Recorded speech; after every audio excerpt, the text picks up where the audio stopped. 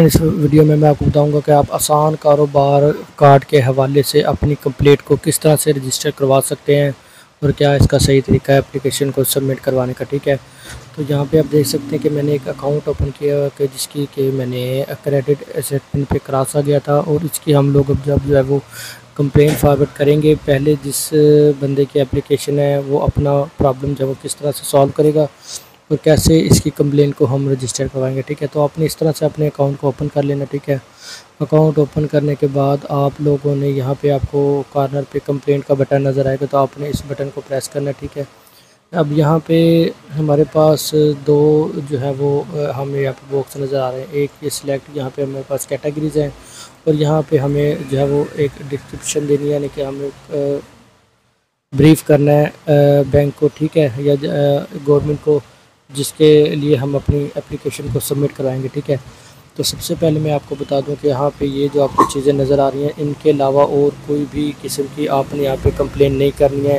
और यहाँ पे फजूल में आपने कंप्लेन करके ये नहीं पूछनी है कि मेरी एप्लीकेशन को 2 महीने हो गए, 3 महीने हो गए हैं। ठीक है, और मेरा स्टेटस नहीं शो हो रहा। ये इस तरह किस्म के फजूल क्वेश्चन आपने बिल्कुल भी नहीं करना है। ये जो 6-7 चीज़ें आपको नज़र आ रही हैं, इनके रिलेटेड ही आप अपनी कंप्लेंट करेंगे और इसके अंदर आपकी सारी चीज़ें आ जाएंगी। ठीक है, तो मैं एक एक करके आपको सारी चीज़ें वैसे बता भी देता हूँ। सबसे ज़्यादा क्योंकि इशू हमारे पास क्रेडिट असेसमेंट का आता है, तो हम लोग जो है वो बैंक क्रेडिट पॉलिसी जो है इस पर जो है वो क्रॉस अगर आ जाए तो उसको हमने रिमूव कैसे करना है, तो ये मैं आपको कंप्लेंट के अंदर सारा गाइड करूँगा। ठीक है, तो सबसे पहले अगर हमारे पास इशू आता है यहाँ पे not an active tax payer का, तो हम इसको सिलेक्ट करेंगे और इसके पहले जो हमारा इशू है हम इसको कंपनी को जो है वो ब्रीफ करेंगे। इसके बाद नोट रजिस्टर विद एफआईआर, उसके बाद फील्ड एक्साइज वेरिफिकेशन अगर हमारी फील्ड हो जाती है, हमारी कोई पेपर्स वगैरह ड्यू है, तो हम इसको सिलेक्ट करके इसको यहाँ पे सेलेक्ट करके यहाँ पे हमें ब्रीफ करना है कि जी हमारी ये वाली जो है वो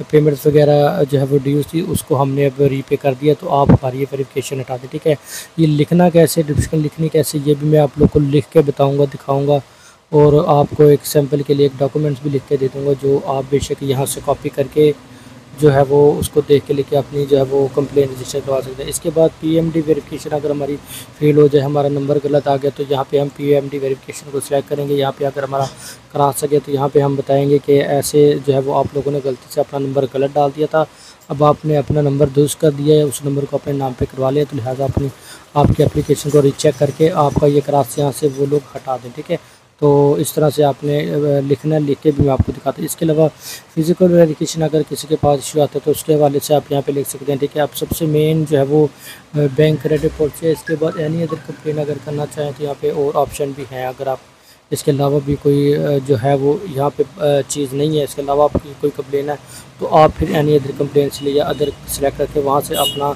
यहाँ पर लिख के इनको जो है वो अपनी कंप्लेंट के बारे में बताते हो।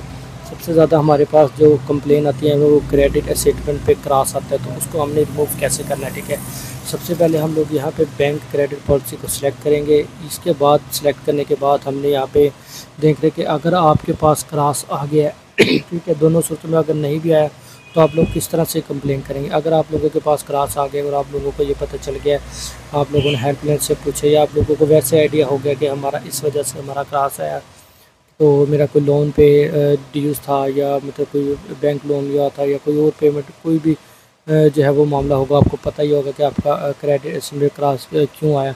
नहीं आया तो आप हेल्पलाइन पे कॉल करके जो है वो पता कर सकते हैं कि आपका क्रॉस किस बेस पे इन्होंने यहाँ पे क्रेडिट असेसमेंट पे डाला। ठीक है, तो यहाँ पे अब हमने डिस्क्रिप्शन कैसे लिखनी है कि वो हमारी गवर्नमेंट के पास हमारी कंप्लेन जाए और वो हमारा बैंक क्रेडिट पॉलिसी से क्रेडिट असेसमेंट हमारा क्रॉस हटा दे। ठीक है, तो अब आपने वीडियो को गौर से देखना है। यहाँ पे मैं आपको डिस्क्रिप्शन लिख के दे देता हूँ, आपको दिखा देता हूँ, चाहे तो आप इसी को कॉपी करके आगे लिख सकते हैं और मैं आपको यहाँ पे लिख के दिखाता हूँ। ठीक है,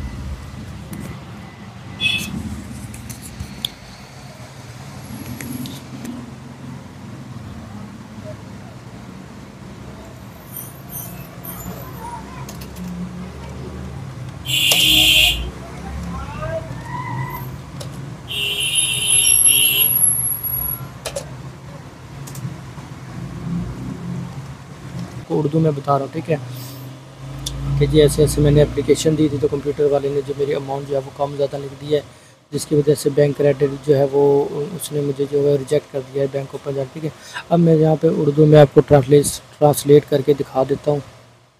तो कि मैंने जो आपको डिस्क्रिप्शन लिख के दिया है, तो उर्दू में इसके हमारे पास क्या मीनिंग बने। ठीक है, तो ये लो मैं आपको ट्रांसलेट भी यहाँ से करके दिखा देता हूँ। ठीक है, तो ये मैंने आपको डिस्क्रिप्शन इंग्लिश में लिख के दिया है, अब इसको आप उर्दू में पढ़ लें। प्यारे बैंक ऑफ पंजाब, अब मेरा तमाम वाजिबात या क़राइज़ साफ़ हैं और मेरी क्रेडिट हिस्ट्री अब बहुत अच्छी है, लिहाजा बराए करम मेरी दरख्वास्त का जायज़ा लें और मेरी दरख्वास्त मुस्तरद होने को हटा दें। ठीक है, तो ये चीज़ मैंने आपको इंग्लिश में लिख के दी है, इसी तरह से आप लिखेंगे। अगर आप अपनी एप्लीकेशन को दोबारा से अप्रूव करवाना चाहते हैं, इसको लिखने के बाद ये ग्रीन कलर का सबमिट का बटन होगा, ये बटन आपने प्रेस कर देना है। इसके 1 से 2 दिन बाद आपकी एप्लीकेशन जो है वो पहुंच जाएगी बैंक ऑफ पंजाब के पास। तो फिर वो आपके इस मैसेज को, इस डिस्क्रिप्शन को पढ़ेंगे और फिर देखेंगे कि आपका क्या मसला है, उसको सॉल्व करके आपका क्रॉस हटा देंगे और आपकी एप्लीकेशन को अप्रूव कर देंगे और आपको कर्ज़ भी मिल जाएगा। अगर आपको मेरी वीडियो अच्छी इन्फॉर्मेटिव लगे तो मेरे चैनल को सब्सक्राइब, वीडियो को लाइक शेयर ज़रूर करें। शुक्रिया, अल्लाह हाफिज़।